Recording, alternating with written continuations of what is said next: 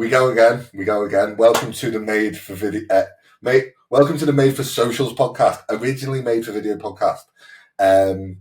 It has changed name, which I've got to mention because obviously now I'm doing more broader social media work. Then it's just kind of naturally transitioned that way. But I'm super excited for this one because Dave, as you're going to explain, is well known as the most well-connected man in Liverpool. Yeah, that just means I've got no real friends. I've just got people I hang around with a lot. Yeah. You're too modest, mate. Too modest. So, for anyone in my audience who might not be aware of who you are, who are you? What do you do? How do you help people? So my name is Dave Verberg. If you want to give it its correct Dutch pronunciation, you can call it Dave Verburg, which lends itself well to Scouse anyway. And in dull, boring terms, people would call me either a business coach or a life coach. I don't really like either of those phrases because I just see myself as someone who helps people have the life that they want. I do work with business owners a lot and also work with people who are committed and want to change because we all just want what's best for us. But the way of the world is so challenging at the minute. I'm like what I'd like to call a critical friend in people's world. And I think that's the best way to describe what we do. I'm definitely not a guru. If anyone, hang around with anyone who calls himself a guru, run a mile quickly, not one of them. Just someone who's been on the planet for 60 odd years, who's picked up a few things along the way and probably believes more in many people than they actually believe in themselves. And I think that's the thing for me. I love that. And we should hashtag that, not a guru. Not a guru. Well, my very, very good friend, Johnny Drysdale, hello, John. His company is called No Guru. I think it's a name after a Van Morrison album, I think it was. Oh, right, yeah. Johnny D's already got that one. Yeah, belter. I love that. So how did you transition into coaching? Is there a bit of a backstory to that? Yeah, I initially started going back with Army 20, just less than 20 years, maybe 17 years ago. At the time, I'd been a transport and production manager. I'd looked after 70 staff across busy transport and production department for a local company, and I got made redundant. But I'd been volunteering with a charity that worked with young people in North Liverpool, and when they found I'd been made redundant, they were like, could you come and work for us? So I started working, I just fell into it. And I never thought of myself as a youth worker. I just thought of myself as a positive male role model. That's what I wanted to be. And that was good. And, it took me so far. But what I actually wanted was to be, how can I help these young people the best? And the best way I could do that was to upskill. And that's when I got into coaching. So I discovered coaching. I did lots of training. I got qualified as a coach, did lots of other types of courses on there. Because for me, once you understand what coaching is and what it isn't, then you can make a massive difference in people's world. I believe everybody should have a coach. I just think that's a thing. Here. I love that. It's interesting, right? Like I've got a background in the fitness industry, and obviously you just explained yours. I did notice people kind of get to a level and then kind of defect into coaching naturally. Like for me, like I was a personal trainer by trade, like for years and years and years, and naturally, as a sort of like just leveled up my own skill set. Really, it was kind of like just naturally transition more into actual coaching rather than just instructing people, basically. And it's really, really interesting to me that people do get to like an actual point in their career where it's like they kind of just naturally take on that mentorship role almost. And I found myself doing that, so it's really interesting that you say that, actually. Well, I think the other interesting thing is, especially around mentoring, now there's a lot, people generally think of mentoring as somebody older who's done a thing and has got experience in a thing and then will support someone else coming through, which is obviously a form of mentor. But now, especially with technology, you can be a younger person than the person you're mentoring these days, and you can mentor up for want of a better phrase. So I've got mentors around technology, because it's not the best, I'm all right at it, but there's ways I can be a lot better at it. And though there's younger people who mentor me on technology, so they mentor up. So this idea of what a mentor used to just be this wise old person passing on knowledge, there's definitely an element of truth in that. But I think we shouldn't miss out that younger people can definitely mentor up as well in this day and age. I love all that. That, you know what, that's such a perspective shift that a lot of people think of. One of my old business coaches, actually, Peter, used to say to me, the best mentor for any given situation is just someone maybe 2 or 3 years ahead of where you are. Yeah. You don't have to be world class. You don't have to be super experienced. They've just walked the same path that you're trying to go down. And it's not that they're super special or a superhero or anything like that. They've just maybe a year or two ahead of you. And if they can do it, actually, you can do it too. And actually, since I started being a bit less stubborn and actually had a more willingness to learn, let's say, I actually hired coaches. And I used to think that was a weakness, because how could a coach have a coach, or how could a coach have a mentor? You're meant to be a good coach, and it's such a warped mindset that I think that coaches don't have coaches. Actually, the best coaches are all the coaches. 100%.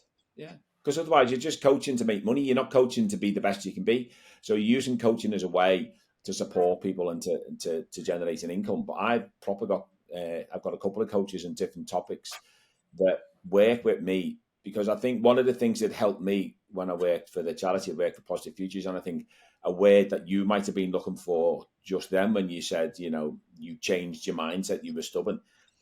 I've always been curious, and curiosity is something that we as a species, we just drop by the wayside. If you know any little 4 or 5-year-old, all they do is ask questions. What's this? Why can't I do this? What happens when I do this? Why do I have to go to bed at this time? Can I just stay up and do this? And they're proper, because everything's like a wonder to them. Everything's still this wow, look at the world. And then we sort of transition through, I don't know if it's a school thing or whatever it is, and it's like we subconsciously get to this point where we know everything. Oh, I'm not doing that, or because I know that, or that means this, or that means that. I've never been like that. I'm a proper little 4-year-old on speed. Me, I'm just like, what is that? And I'm curious, and I think that's one of the things that's helped me a lot. Which is why when we go coaching isn't about telling people what to do. That's more of a mentor role. But you only tell somebody and guide them on something that you've done and you've got experience with. But coaching is just about asking some good questions at the right time for the right person, and matching the question for the person you've got in front of you. And it's getting to know them and what makes them tick. And so basically my sessions are just me asking lots of questions, generally things like, tell me about that, because I'm curious. I want to know. Yeah, 100%. Yeah, people aren't kind of silly, right? They're not stupid.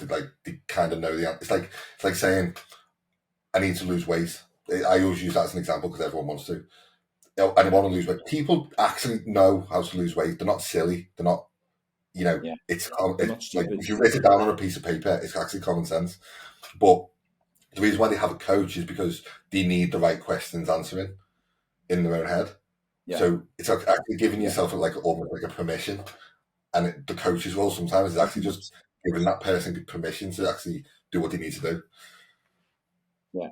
I mean, my father-in-law, God bless him, Joe, no longer with us. When I was a transport manager, that made sense to Joe because I had a job. It was a physical thing. And when I transitioned into coaching, Joe couldn't quite get his head around it. And he always used to send me jobs in the Echo for transport managers. And I go, I just don't want to do anymore, Joe. And I remember him saying to me once, well, what is, Dave, what is it you actually do? I said, well, basically, Joe, I get paid by people for them telling me stuff they already know. I said, the trick is they don't know they know it. And that's where I come in. That's my job. People know how to run a business. They might know why they get a blockage on a certain thing. Like you just said, people know how to lose weight, but they might have a blockage onto how they're supposed to lose weight, or why they're not losing weight, or why are they not consistent. And that's where the blockages is, and that's where coaching comes in. And sometimes they know the answer deep down, but they don't want to face it. And sometimes they don't know the answer, and that's where good questioning skills comes in, which is why I get frustrated when I just hear people call themselves a coach, and I sometimes look at them and think, you wouldn't know a good coaching question if it slapped you across the face. You can tell people and you can give them advice, and that's fine. They might need that, but that's not coaching. That's just giving advice. That's all that is. Yeah, I get that. Totally get that, mate. It's such a tricky thing as well, because I read this stat. I don't know whether you probably come across this yourself, but the coaching industry is actually growing by 100,000 coaches every single month, which is like over 1 million coaches coming into the industry every year, which is crazy. Which is crazy numbers. But with that, you're going to get a lot of great coaches. But with that, you're going to get a tidal wave of bullshit, basically.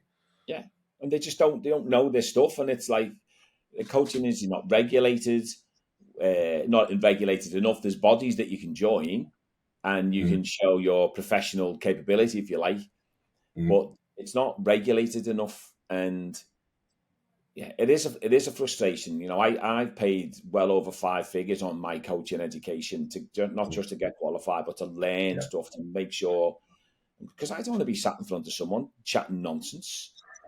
I want to know what I'm doing, and I want to know how I can help them. And so I've invested in it. So yeah, it's a frustration of mine, but it's still a great industry. And one of the other things is, most of the stuff people want now, this is a knowledge age we live in. It's everywhere. But because we're human, we want a connection. And a lot of the stuff I talk about and how I support people can go and find it, but they want something else. They don't. They want a connection with someone who's invested in them. And I'm at an event on Friday where I'm doing a masterclass around beliefs and imposter syndrome. They're massive for people. But the interesting thing with imposter syndrome is it's not actually a syndrome. It's not a condition. It doesn't really exist. It's just a name and a terminology for a particular way of thinking. But people think it's a thing. And I actually start the session by saying, we're going to talk about the thing that isn't a thing, even though you think it's a thing, but it's not a thing. Yeah. You know what?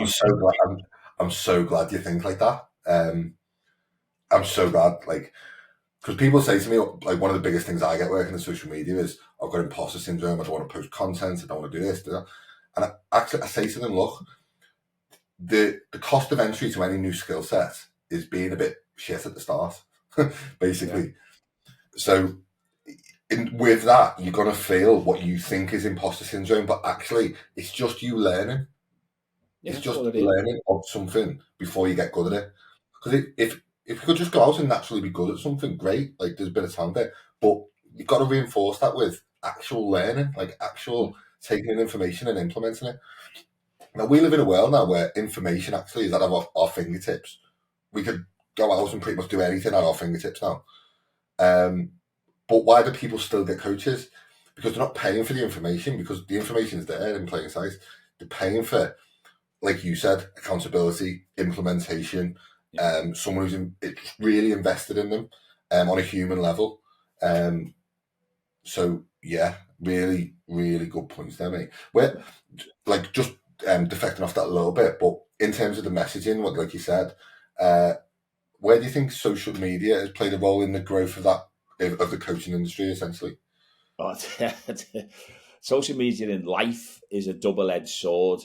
I mean, because we've got stuff today where we'll talk about young people, and certainly people who are my age will say things like, "Oh, they've got no resilience," or "They've got this," or they can't, they give in too easy and stuff like that, and they're scared to do stuff. And I'm like, well, I'm not surprised, because when I was 15, I used to walk to school with Debbie Tyson, and I asked Debbie Tyson out, and she said no. And she said those words that no 15-year-old lad ever wants to hear, which is, "I like you, but just as a friend." And I'm like, well, I don't want to be your friend. That's why I've asked you out.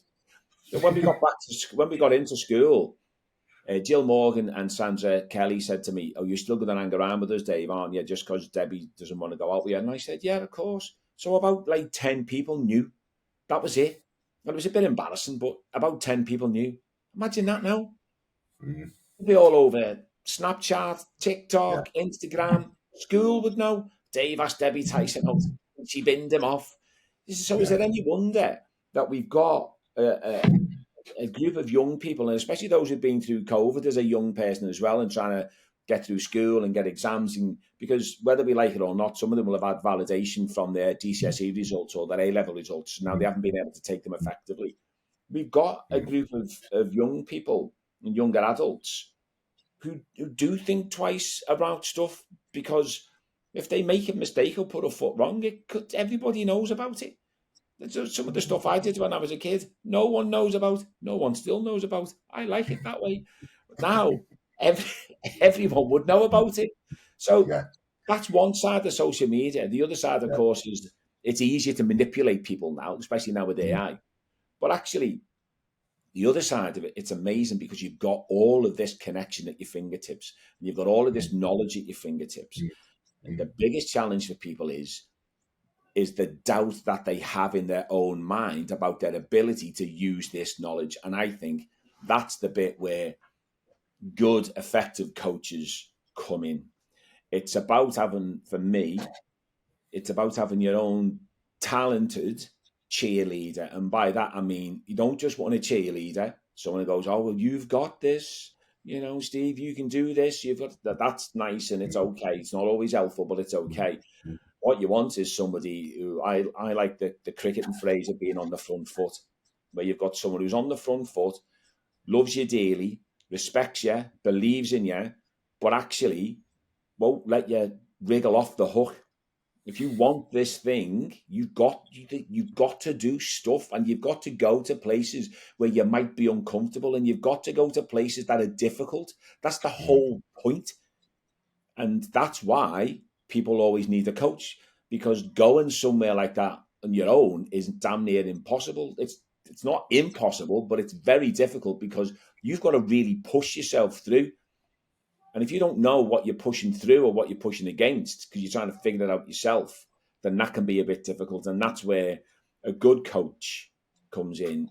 They're not afraid to be on the front foot, because they know the person they're looking to support is worthy of every single bit of success and effort that they're willing to put in. And that's, I think, is the reason that, people come to people like me, because the knowledge is there. It's the belief. It might be a strategy that might not be there, but people just need somebody in their corner. 100%.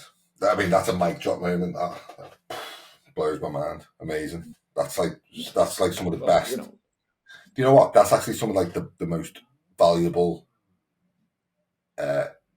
advice, not just for social media, but for life in general, that I've probably heard on this podcast. That's amazing. So thank you for that. Do you know what? Working in social media, like I agree with you. It is a bit of a double-edged sword, I think, because on one side of it, it's can be quite toxic, but on the other side of it, it can be so positive. And going back to what you said, I remember my dad, actually. My dad's 67 today, actually. And he said... Your dad? Yeah, 67, man. Can't believe it. But he said, him and my mum got together in 1979. Yeah. And he said he didn't have a telephone in the house. So we had to walk over 2 miles every time we wanted to see her, with no guarantee of her being at home. Hello, and when she was at home, it'd be a big-chested granddad, bless him, when he was alive, answering the door, quite intimidating. Past him. Yeah. Yeah. But there was no, maybe you get like a pet, like 20p or something to put it in the phone box and give it a ring. Yeah. Other than that, like he had to make that effort. Now people are going on dates and like looking at coaches and scouting people out and looking at people and analysing people way before they even have any communication with them. Yeah. Like I've had people message me about my services and they've been like, "Oh yeah, I've been following your stuff for about 6 months. Yeah. Never liked the post, never interacted with me, didn't even know they follow me." And then all of a sudden they've become like these amazing clients. Yeah. And it's like, it just blows my mind. It just blows my mind that people are taking this stuff like without communicating for so long, and then all of a sudden taking action. They're taking in. And the interesting thing is, there was a well used quote by Jeff Bezos that says, especially from a business perspective and a personal, to be fair, because we've all got a personal brand, is your brand is what people say about you when you're not in the room. Yeah. But actually, this day and age, your brand is what people say about you before you're in the room, because everyone's so accessible. We can see everyone. There's lots of stuff we can see. And people forget that whether they're in work time or not in work time, they are always on brand. You're never not on brand. You're never not communicating. Speaking of the boss, there it is. There goes the boss there. And so that's how that works. And it's understanding that as a concept. People can make a judgment on you. And that's another thing around the challenge, I think, for the younger generation, that is that they're so impacted by what they think other people will say about them. The older you get, the less bothered you are about that. But when you're younger, it's a thing, because what we forget is the human is a herd animal. And so there's safety in the herd. That's why we all hang around in groups. Then if we feel we're getting pushed out of a group, then we'll feel vulnerable. So even though we know we're not going to be walking across a plain and, a pack of hyenas or a lion's not going to get us, we're still outside of the group. And that feeling is an inherent primitive feeling within us, which is why people will do behaviors which can sometimes be seen as needy, but it's the desire to be part of something. And interestingly enough, social media has had an impact on that, because you've probably seen the film, I think it's called The Social Experiment, where they talk about all the guys and the women who started Facebook and all of them. And one of the things that struck home to me on that was the guy that invented the like button. He's so upset with it, because he basically invented it because he thought, wouldn't this be nice to say, I've liked your picture. You're my friend. You've done this post, or you put this picture. I'll press this button to say I like that without having to type I like it.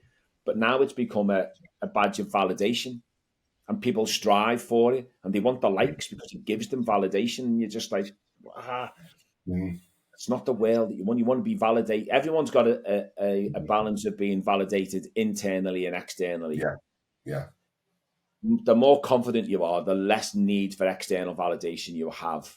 But we've all got a bit of it. I have it when, if I want to go and see someone, if I've done a presentation and there's somebody that I respect in the room who's good at that, I want a bit of validation from them. So what did you think of that? Was I all right? Did I do okay? I might have a feeling myself that I did okay, but to get this little bit of extra validation from someone is important. And I think that's the other thing to remember in around coaching. I'm no different from anybody else. I have things where I need to work on. I have times when I lack a bit of confidence. I have times when I maybe need a bit of validation. But the difference is I've invested in a toolbox of stuff that I can go and access. So when I do feel like that, I've got tools or models that I can use that will help me work through it. And I think that's the difference. And this is why I touched on guru before. And these gurus will tell you they automatically feel this great thing and all of that jazz. Well, actually, sometimes you just have to work at it. And that's the difference, I think. Because I have people say to me, well, you must be, why are you always up? And I went, who said I'm always up? I have bad days. I definitely have bad days, but I've got tools that I access to speed through the process of me getting out of them.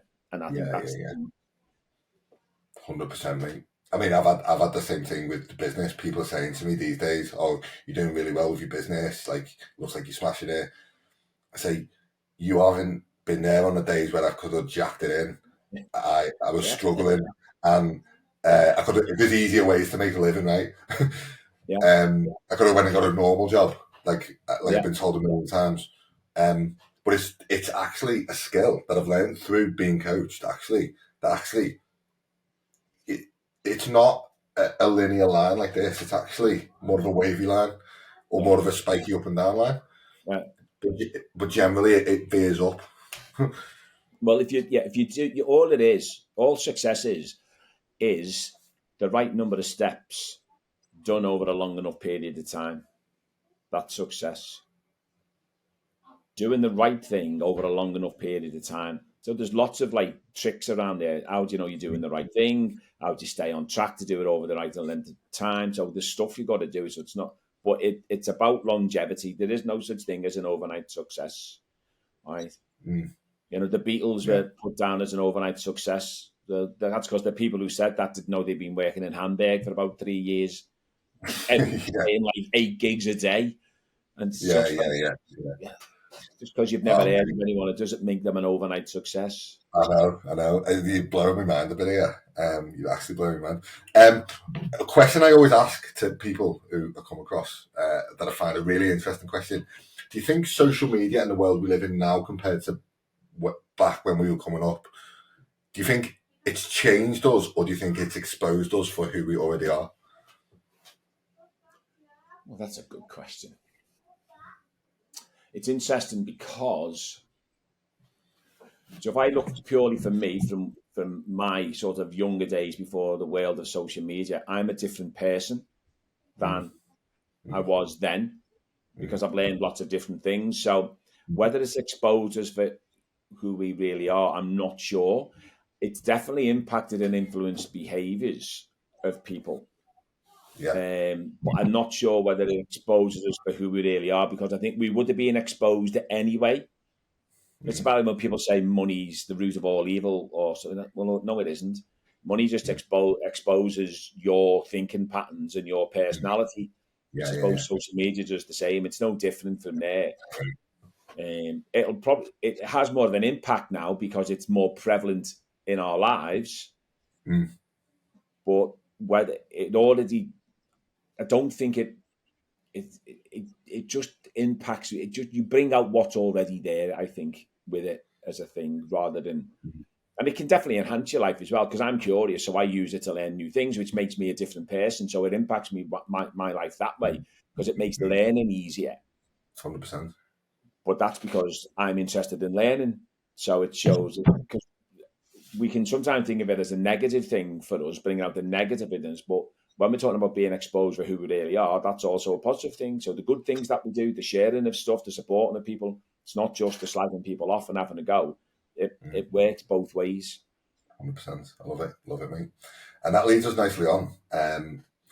I think these are some coaching questions actually that I ask my clients, but I think it'd be really interesting to get your perspective on this because I just find it really interesting. So I've got 5 questions that I always ask. Okay. First one, quite big questions, but just like a brief. Obviously, you don't have to go too in depth or anything. But what would you say at this point in your career is your biggest goal in life and business? So I've set myself some actual goals before the time I get to 65, which is just under 3 years. And so I've got some goals there that I want to do and achieve. And so there's some business ones there. Non-business ones is just to carry on to be the best version of me I can be, and to keep putting myself first, which is counterintuitive to many people. But if I want to be the best dad, the best husband, the best granddad, the best friend, whatever, best brother, best son, I need to be the best me. If I'm not investing in me first, then I can't give off my best to the people that I love. So there's nothing wrong with continuing to put yourself first, as long as you understand it's a key requisite so you can help enough people that you love as best you can. Oh, mate, gold. Next one. What is or was your proudest moments in your career? That's funny. I've got a funny relationship with pride, to be honest. Well, this is kind of the reason why I ask it, because pride is a cardinal sin, right? There's a reason why pride comes before the fall. Yeah. And like as we touched on, it's never a linear line up, it's always up and down. So every time you do feel proud and you're doing quite well, someone's going to kick you in the bollocks at some point. Yeah. And I think the thing about it is, my thing with pride is when someone else is proud of someone else. And I'm like, what are you proud of them for? They did the thing, right? You can be happy for them. But I think that's my thing with pride. But if I was to answer that, so what I'm most proud of is that I started my business about 2 days before my 50th birthday, and I'm still here now. So Happy good, mate. days. Yeah, 12 years Yeah. on, still doing my thing. That's the fact I'm still here making a difference. Consistency, longevity. Yeah. I love it. I mean, that's inspiring for me because I'm 4 years in, and to get to 8 years and 12 years, it's been hard work over the last 4 years. But to get to 12 years, massive. Get to 15 years, massive. 20 years, Crack even on, lad. better. Just make sure you're doing the right thing and keep giving. Yeah, keep Be giving. one of life's givers. Yeah. Now, if you could go back and relearn a lesson, or maybe your younger self would tell your current self something, what would that be? So that was really good. I just lost you there. If I could go back in time and do what? Yeah, sorry, yeah. If you could go back in time and maybe relearn a lesson, or your younger self could tell your current self something, or give some solid advice, what would it be?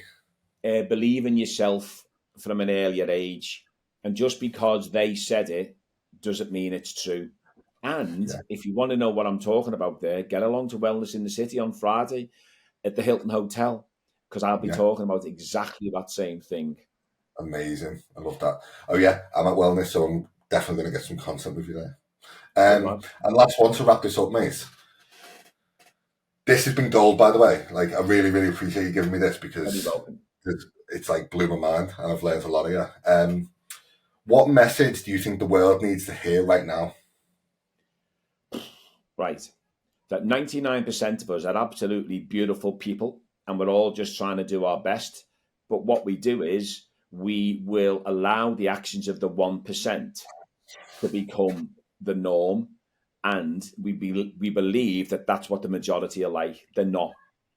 99% of us are absolutely beautiful people. We're dead nice. We just want to be happy. We just go about our business, doing our thing. It's the 1% who sit at the extremes of either way, whichever way you want to look at it. They're the ones who they want discourse. They want uncertainty. They want us to not be getting on with each other because it suits them. And we get our heads too easily tuned in. So just remember, as Jim Rohn once famously said, there's only about 10 really bad people on the planet. It's just that they move around a lot. I love it, mate. As I said, thank you so much for this. I really appreciate your time. If anyone wants to connect with you off the back of this, or anyone wants to sort of get in contact or join your program or anything like that, where can they get in touch with you? So you can check out what I do at daveverberg.com, and Verberg is Verburg. This is one of the great values of having a weird name. It's dead easy to get your own website. So, yeah. I love it. Yeah. It is a David Verberg, by the way. Don't go looking at him. He's an American 400-meter gold medalist. That's not me.